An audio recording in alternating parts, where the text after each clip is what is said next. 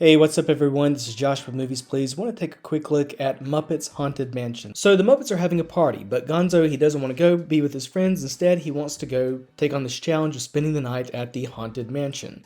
And he goes with Pepe, and Kermit tells Gonzo at the beginning of the special, you don't have to do stuff like this to be Gonzo the Great. But Gonzo and Pepe, they go anyway to the Haunted Mansion, they encounter all the spooky stuff, and really that's, aside from a moral at the end, that's the meat of this 40-some minute special. There's not a lot story-wise. There's not a whole lot of twists and turns and plot devices and all that. It's basically Gonzo is the star here, and he spends the night in the Haunted Mansion with Pepe, and spooky stuff happens. But there is a nice moral there. Is Gonzo the Great still Gonzo the Great if he's not blowing himself out of a cannon or spending the night in a haunted mansion? So yeah, this special does have a heart to it. Now let's talk about the elephant in the room, or rather the frog in the room, because a lot of people, including me, have talked about how Kermit just doesn't sound like Kermit in this special. I'm gonna take back what I said. I think that Matt Vogel does a pretty good job here. Yeah, there are times where he sounds more like Scooter than Kermit, and yeah, that kind of still bothers me a little bit, but I like what Matt Vogel brings to the table here. I've said one of my biggest problems with Matt Vogel as Kermit is that he sounds like,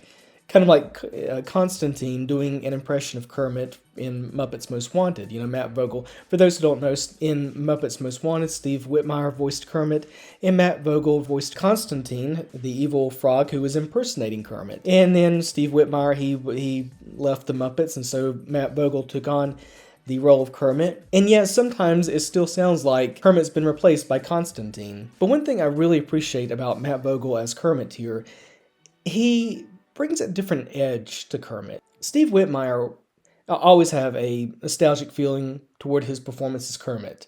That was the Kermit that I for most of my childhood, I grew up with. But Matt Vogel here brings something different to the table. At the beginning, when Kermit is talking to Gonzo and he's trying to say, Gonzo, you don't have to do all this crazy stuff to be Gonzo the Great, I think about how Steve Whitmire would have said it as Kermit. And I think it would have been kind of a more soft-spoken, you know, Gonzo. I'm not I'm not going to impersonate Kermit because I think I'll just embarrass myself. But, you know, he probably would have said like, well, you know, Gonzo, you don't have to do a very soft-spoken approach. Whereas Matt Vogel as Kermit, he is more of a direct, Gonzo, you don't have to do this. You know what I mean? It's not a very soft-spoken Kermit. It's more of a take charge type Kermit, and not in a bad way, not in a mean way or a forceful way, but in a way that does give him a little bit of a more comedic edge. I think Matt Vogel's Kermit could end up funnier. Steve Whitmire's Kermit leaned more toward Mickey Mouse, the soft-spoken but all-around nice guy hero, the guy you can always count on. I think Matt Vogel's Kermit's going to be more mischievous and more, again, maybe someone who brings as many laughs as the other Muppets. And yeah, there are plenty of laughs in the special. I laughed out loud a couple of times. But I have to note that there are some scares in this. Not anything that's going to scare you as an adult, okay? I'm not saying this is not going to be scary for an adult. My daughter, she's going through this period where she's just, every shadow at night scares her. So I don't think this is the year we're going to be showing her this, because there are a couple of jump scares. Nothing that's going to traumatize you, and nothing that'll traumatize your kid. I mean, I grew up with the jump scares from like the Great Mouse Detective. But yeah, there, especially one, really, it shouldn't have caught me off guard, but it did. And it's not, and I didn't jump out of my seat or spill my popcorn or anything like that. Don't get me wrong, it's not scary for adults. But when I saw this, I thought, yeah, I'm definitely, I probably should show this to my daughter next year versus this year. If your kid's going through a period where they're afraid of something under the bed, maybe stick to something a little bit lighter this Halloween. I also want to note the production design. I was really impressed by how this special looks. The Muppets have come a long way when it comes to integrating CGI with the Muppetry.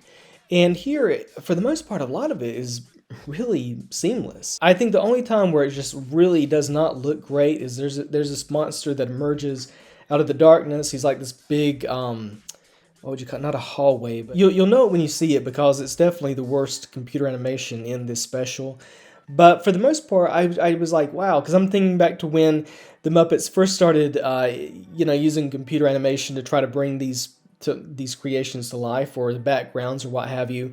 And yeah, even in some of like the theatrical films, it was like, ooh, that's, ooh boy, they were on a budget in that shot. But here, a lot of it really looks great. There's a scene, there's a musical number with a fairly catchy song, and I was really impressed by the production design and the special effects. And then also, I have to say, it was nice to have Kirk Thatcher back in the director's seat. Kirk Thatcher, he directed a lot of Muppets projects. He knows the Muppets inside and out. Some of the titles he's directed include, let's see, It's a Very Merry Muppet Movie. He did Muppet Wizard of Oz, which I know, not a great film, but that aside, every director gets one, you know. Even Scorsese, you know, every director has an off day. And Muppet Wizard of Oz might have been Thatcher's, but that aside, what he does here is so good to have him back. You know, he wasn't involved for the most part, if at all, with the Muppets in 2011 and the Muppets Most Wanted. I don't think he was involved with, well, I'm not sure, the Muppets TV series from like 2015 where they kind of did The Office. But here he's back in the director's seat. Actually, he was planning to do this special even back before the 2011 Muppets movie. And for whatever reason, I guess Disney wanted to kind of reboot the franchise with that 2011 movie, and that ran its course, and now here he is back, finally getting to direct Muppets Haunted Mansion. Maybe we'll still get the cheapest Muppet movie ever made. If you don't know anything about that canceled project, look it up. It's hilarious. Who knows, maybe we'll even get Muppet Prince of Denmark. And if you're a Muppet fan, you probably just, your ears perked up at that, because a Muppet movie with songs from the Avenue Q guys, which I have heard those songs, and you can too on YouTube. I still think Disney needs to take another look at that project and consider it, because it looked and sounded pretty great. But anyway, I'm getting way off track here. The point being, Muppets Haunted Mansion is a really great special. It's another thing, it's not going to replace the Muppet movie as your favorite Muppet project.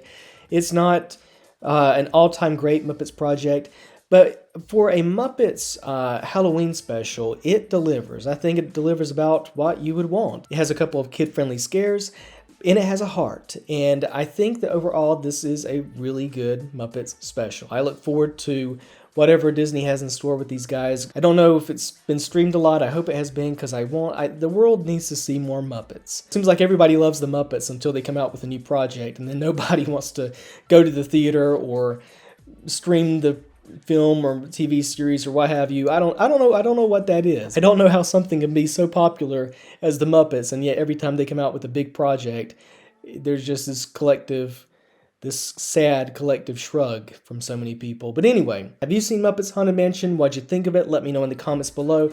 Please click like and subscribe to this channel. Follow me on Twitter. Until next time, this has been Josh with Movies Please. Thanks for watching.